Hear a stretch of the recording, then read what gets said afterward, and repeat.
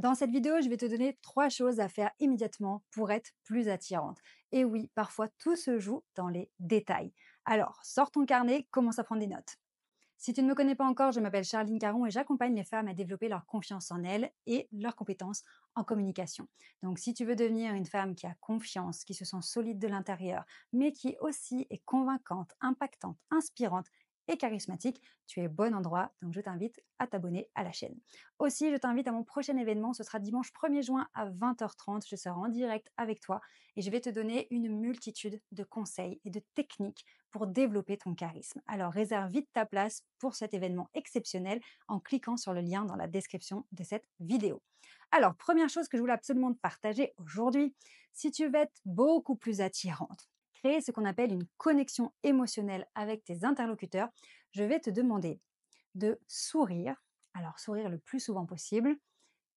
Et avant de te dire comment sourire, je dois quand même préciser quelque chose parce que je vous connais les filles, vous avez pour la plupart le syndrome de l'imposteur, un manque de confiance en vous et tendance à beaucoup sourire.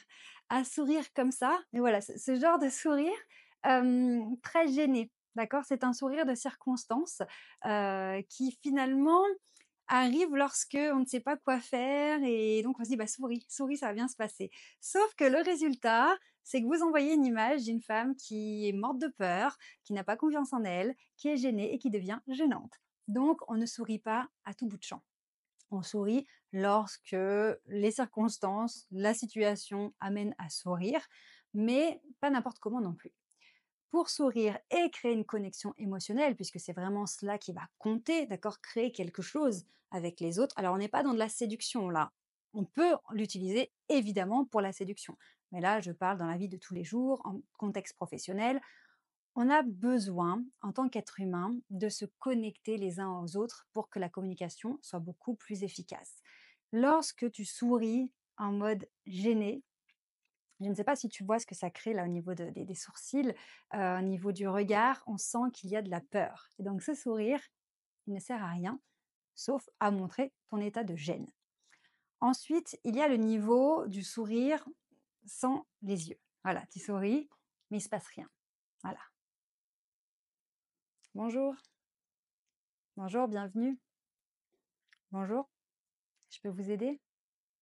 Et tu sens que derrière ce sourire de façade, où il ne se passe rien au niveau des yeux, eh bien, il ne se passe rien non plus dans le paraverbal. Le paraverbal, c'est tout ce qui touche à la voix, l'intonation, l'énergie, etc. Donc là aussi, on voit que tu souris, mais on se dit, ouais, elle n'est pas vraiment là, il n'y a pas de présence, il n'y a pas d'intention, donc il n'y a pas de connexion émotionnelle. Alors, comment faire? Eh bien, on va sourire avec les yeux, avec le regard. Et donc là, tu pourrais me dire, mais Charline, il faut être actrice, il faut faire du théâtre. Moi, je peux pas comme ça sourire sur commande avec les yeux qui pétillent, etc. Donc la première chose, c'est qu'on voit quand le sourire est sincère, que ça se plisse au niveau des yeux. Et autre chose, le plus important, c'est que ce sourire, pour qu'il soit connecté à ton regard, il doit être connecté à tes émotions. Pour bien communiquer, que ce soit en prise de parole en public, en rendez-vous one-to-one, peu importe, eh bien, il faut que tous tes paramètres de communication, que ce soit le regard, le sourire, la gestuelle, soient directement connectés à ce que tu ressens lorsque tu t'exprimes. Le problème qu'on a le plus souvent, c'est qu'on se met tellement de pression lorsqu'on veut communiquer. On a tellement peur d'envoyer une mauvaise image, d'être jugé, que les gens pensent des choses négatives à notre sujet, etc., qu'on se coupe totalement de notre ressenti, de notre intention et on devient très scolaire. Et tu l'as peut-être déjà expérimenté, lorsque tu te sens observé, qu'est-ce que tu fais? Tu deviens maladroite. Tu te cognes, tu tombes, tu fais tomber ton verre, bref, c'est une catastrophe. Des choses qui ne t'arrivent pas habituellement, mais parce que tu te sens observé, tu perds tous tes moyens. Eh bien, pour avoir un sourire vrai, on va aller chercher l'émotion qu'il y a derrière ce sourire. Pourquoi tu as envie de sourire? Parce que tu es bien, parce que tu es enthousiaste, parce que tu es heureuse, parce que tu as envie de montrer à l'autre que tu es sympa, que ça se passe bien. Bref, reconnecte-toi à tes émotions. Et évidemment, pour réussir à se reconnecter à ses émotions au bon moment et de la bonne manière, on va avoir besoin de travailler la gestion des émotions. C'est pour cette raison que j'ai créé la méthode STER, parce que au fil des ans, à force d'accompagner des femmes sur, au départ, leur look, puisque j'étais consultante en image au départ, puis sur leur langage corporel, puisque je me suis formée au langage corporel, posture, gestuelle, attitude, puis en étant coach en prise de parole, puisqu'à force de faire des conférences, je suis devenue coach en prise de parole, eh bien, j'ai travaillé pour développer mes propres outils et donc la méthode STER, qui signifie système de transformation pour l'autonomie et l'intelligence relationnelle. Donc, tu vois, derrière ce sujet qui paraît superficiel du sourire, eh bien, on va aller se connecter très profondément et voir là où ça coince. Donc, on retient pour cette vidéo, pour l'instant, qu'on va sourire, mais qu'on va se reconnecter à notre ressenti. Et là, la magie va opérer. Deuxième conseil maintenant. Pour être beaucoup plus attirante, je vais te demander de ralentir. Ralentir tes mouvements, ralentir tes gestes, ton attitude globalement, ralentir lorsque tu parles. Quand tu es trop rapide et que tu es dans la précipitation, tu envoies l'image d'une personne qui est stressée et qui ne maîtrise absolument rien. Et ça, c'est pas du tout attirant. Pour être attirante, charismatique, magnétique, on a besoin de sentir une véritable force intérieure et une maîtrise extérieure. Tu vois, sentir que tu as une énergie extrêmement puissante, mais que tu ne te fais pas submerger par cette énergie, que ce soit dans la joie, l'enthousiasme, ou comme ça, parfois on part un petit peu en faux folle et on se dit mais qu'est-ce que je fais, mais pourquoi je parle comme ça, mais oh là, j'ai l'air débile, mon Dieu, mais pourquoi j'accélère, pourquoi je parle dans les aigus comme ça, ah, ah, ah. C'est ton énergie, ta joie qui explose n'importe comment. Ou alors, quand ça part comme ça dans le stress, la crispation, la peur, la crainte, et là tu te dis mais pourquoi je suis autant crispée, mais pourquoi je gigote comme ça, pourquoi je suis autant crispée du visage, des mâchoires, j'ai l'air en panique, ça va pas du tout ce que j'envoie comme image. Là aussi, ton énergie te dépasse et tu maîtrises absolument rien.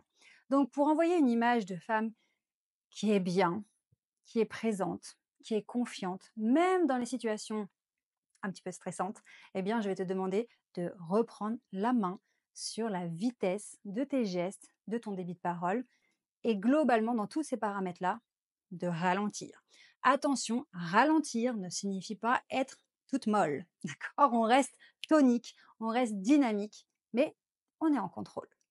Avant de te donner le troisième conseil de cette vidéo, je voulais absolument te dire que si aujourd'hui tu sens qu'il est temps de te transformer, de travailler sur ta confiance en toi et sur tes compétences en communication, eh bien je t'offre un bilan personnalisé qui est gratuit. C'est un rendez-vous au téléphone individuel qui va te permettre de faire le point sur ta problématique, sur ce qui te freine et surtout de voir comment tu peux aller atteindre tes objectifs sereinement.